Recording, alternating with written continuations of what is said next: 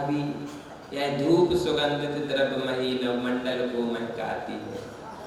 ये सब बातें सुनने और कहने में मीठी लगती हैं, लेकिन यह धूप में इतनी सामर्थ्य नहीं थी कि मेरे कर्मों को जला देती। बस आपके चरणों की धूप में सामर्थ्य है जिसने कर्मों को जला दिया।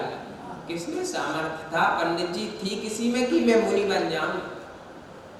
पंडितों ने लिखा मुनि बना जाता नहीं। कैसे मुनि बनते? आपके चरणों की धूप को छू लिया सो मुनि बन गए। यदि आप अपने दोनों हाथ सिर पर रख दोगे तो सर्वांग के कर्म के नष्ट के सब कर्म जल जाएंगे। कैसे जल जाएंगे? हमने आपके चरण छुए तो 12 कसाय जल गई, बोलो जलेगी नहीं? अनंतानुबंधी जल गई, आप प्रत्याख्यान जल गई हो, प्रत्याख्यान जल गई। अब संजुलन बची सो विश्वास है।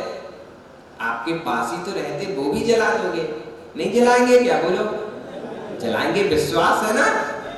धड़के से बोलो, विश्वास से बोलो, हाँ जलाएंगे। अब आपकी ज्वालाएं बची, जिनके चरण छूने से 12 कसाय जल गई, यदि उनका हाथ ऊपर आ जाए तो हम निष्कसाय होंगे नहीं होंगे? अब प्रार्थना करो उनसे कि आप हमें निष्कसाय बनाएंगे ना भगवान? फिर से बोलो हंस के मुस्कुरा के, आप हमें निष्कसाय बनाएंगे ना भगवान? अब उन्होंने आशीर्वाद दिया, क्या निष्कसाय बनाएंगे? फिर से बोलो आप हमें निष्कसाय बनाएंगे ना भगवान? अब पूछो बनाएंगे? दे दिया, चलो विश्वास हो गया। इसी भावना के साथ में ओम नमो आर्याम श्रीमद आचार्य परमेष्टि आचार्य व्यवस्था तो अष्टकन्या धूपम ने पामती। एक नारियल चढ़ाते हैं, नारियल श्रीफल, तो प्रार्थना करते हैं कि मोक्ष फल मिल जाए। हम सिर्फ इतनी प्रार्थना करते हैं कि मोक्ष तो अभी संभव है नहीं, सो मिलेगा भी नहीं। लेकिन जो आपके चरणों में श्रीफल चढ़ाएगा, कौन सा? सिर श्रीफल, नहीं उसको भी चढ़ाते जाओ, क्योंकि उसके बिना हाथ नहीं जुड़ेंगे, और जब तक हाथ नहीं जुड़ेंगे तब तक सिर नहीं जुड़ेगा। तो श्रीफल के साथ सिर श्रीफल चढ़ाएंगे तो विश्वास है कि आप हमें मोक्ष फल दे दोगे। और मोक्ष फल अभी नहीं भी दोगे तो भी कोई बात नहीं, नकली श्रीफल तो नकली फल, आप कम से कम मोक्ष मार्ग तो दे दोगे। और यदि हमारी सामर्थ्य नहीं हुई मोक्ष मार्ग लेने की तो मोक्ष मार्ग सुन लेंगे और श्रद्धा उत्पन्न हो जाएगा। श्रद्धा उत्पन्न होगा तो सम्यक उत्पन्न हो जाएगा, और सम्यक दर्शन उत्पन्न हो गया तो संसार वारिधि रहम चुलकु प्रमाणम। गुरुदेव मेरा संसार चुलकु प्रमाण बचेगा। आपसे प्रार्थना है कि यह श्रीफल स्वीकार कर लो और संसार मेरा चुलकु के बराबर बचा दो, और वह चुल्लू भर जल भी आपके चरणों में रहने से धीरे धीरे खिली जाएगा, क्योंकि अंजलि में रह पानी टिकता नहीं है। इसी भावना के साथ में ओम नमो आर्याम श्रीमद्याचार्य परमेष्टि आचार्य विभव सागर कृपयो मोक्ष फल प्राप्त है दिव्य फल में पामती। 5 महाव्रत, 5 समिति, 6 इंद्रिय निरोध, 6 अवस्था, 7 शेष गुण अथवा दर्शन, व्रत, सामायिक, प्रोसस, सचित त्याग, रात्रि भक्ति, उद्दिष्ट त्याग, ऐसी 11 प्रतिमाओं को जोड़ लिया, 28 मूल गुणों को जोड़ लिया। इन सबको गुण को अर्घ बना लिया। अर्घ का मतलब क्या है? जल चंदन अक्षत मिला लिया, ये अर्घ नहीं होता, गुण का अर्घ बनाया। मैंने अपने आत्मक गुणों का अर्घ बना लिया। क्यों बना लिया? इसलिए बना लिया क्योंकि गुणवानों की संगति से गुण ही गुण मिलते। आपने लिखा है समाधि भक्ति में, जो जिनकी संगति करता उसे वैसी स्थिति मिल जाती। आपकी संगति की तो व्रत संयम नियम मिल गए। किसी बेकारी की संगति करते तो भीख मांगने के संस्कार मिल जाते। किसी पूंजीपति की संगति करते तो हम धनवान हो जाते। किसी वृत्ति की संगति करते तो हम वृत्ति हो जाते। लेकिन हमारे सौभाग्य, हमने वृत्ति और पूंजीपति की संगति नहीं की, हमने महावृत्ति की संगति की। और महावृत्ति की संगति करने से महाव्रत मिलेंगे। क्योंकि पहले ही अपन ने कहा था, वह एक गांवपति जो हो गए सो भी दुखिया दुख हो गए, तुम तीन भुवन के स्वामी दुख मेटहो अंतर्यामी। अब जो हो तीन भुवन के स्वामी सो हो, लेकिन मेरे मन वचन काय तीनों लोग, इनसे अधिक दंड कोई नहीं है। जो मन दंड, वचन दंड, काय दंड, ये तीन दंड पे जिन्होंने संतुलन बना दिया, वो मेरे लिए तीन भुवन के स्वामी हैं। और उनसे प्रार्थना है कि यह अर्घ्य चढ़ाता हूँ आपके चरणों में, और आप हाथ उठा दो तो मेरे तीनों दंड समर जाएं और मैं भगवान बन जाऊं। इसी भावना के साथ में ओम नमो नारायण श्रीमद् आचार्य सागरति वरेभ्यो जयमाला पूर्णमार्गम अनर्पत प्राप्ते दिव्यार्गम निर्पामति। जयमाला किनके चरणों की? गुरु के चरणों की जयमाला। आपको अच्छे अच्छे प्रसंग सुनाते हैं कि जयमाला से श्रद्धा जुड़ जाए। जो यहाँ इस साधारण सी मुद्रा में बड़ी सहजता से सिंहासन पर सिमटे हुए बैठे हैं, क्योंकि फूलता वह है जिसे अकड़ होती है। फूलता वह है जिसे अकड़ होती है।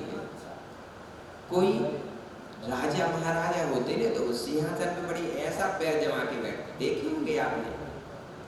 ये नेता लोग भी कुर्सी पर ऐसे पैर जमा के बैठते हैं। अरे किसी का क्यों कहें, आप अपनी अपनी देखो ना। अभी कुर्सियों पर बैठोगे सो पैर पे पैर रख के बैठोगे, लेकिन देखो ना इनको, इनके लिए तो सिंहासन भी मिल गया, लेकिन अकड़ से नहीं बैठते। जिनकी अकड़ भी चली गई है, आपको निस्अकड़ करने के लिए। बांस होता अकड़ के कारण टूट जाता, घास होती झुक जाती, काम हो जाता।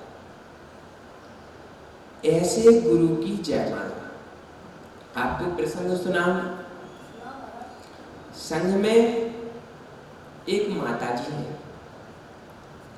उन माताजी को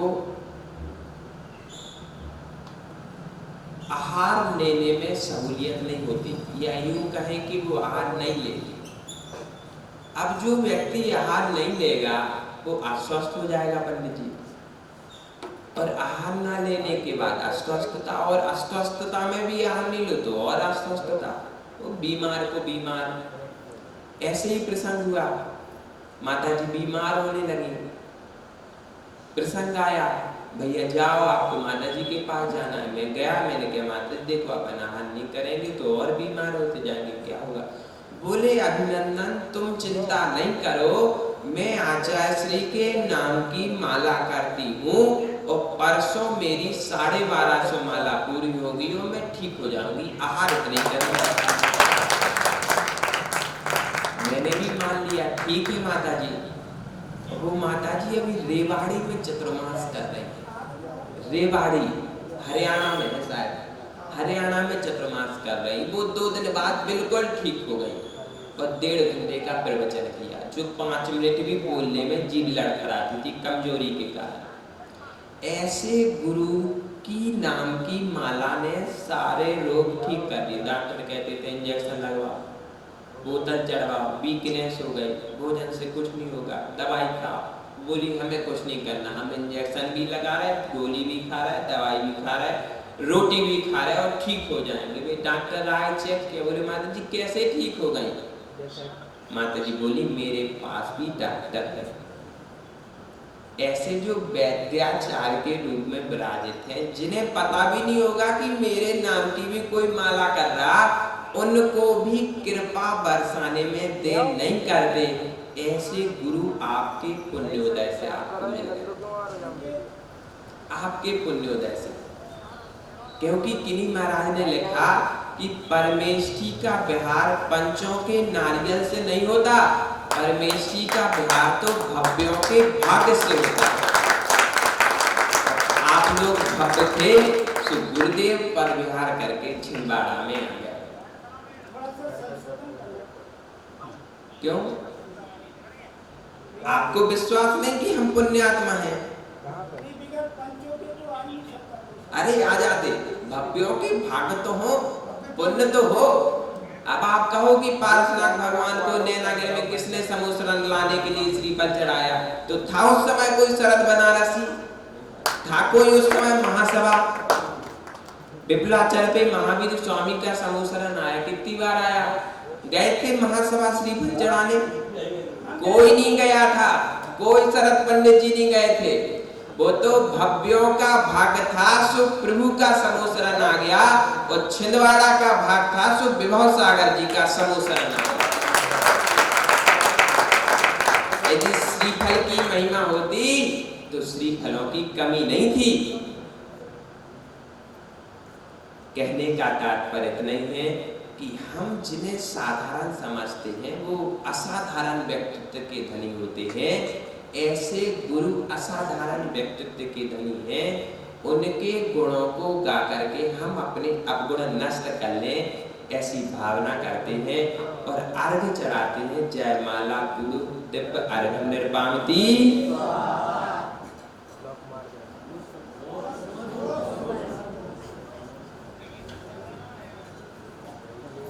मैं यहाँ पर आमंत्रित करता हूँ जो माया नगरी मुंबई से पधारे हुए हैं, गुरुवर का चातुर्मास करवाने के लिए निवेदन करने आए हैं, कल से यहाँ पर हैं। ऐसे कांदीवली जो कि बोरीवली के पास है, कांदीवली जैन समाज के अध्यक्ष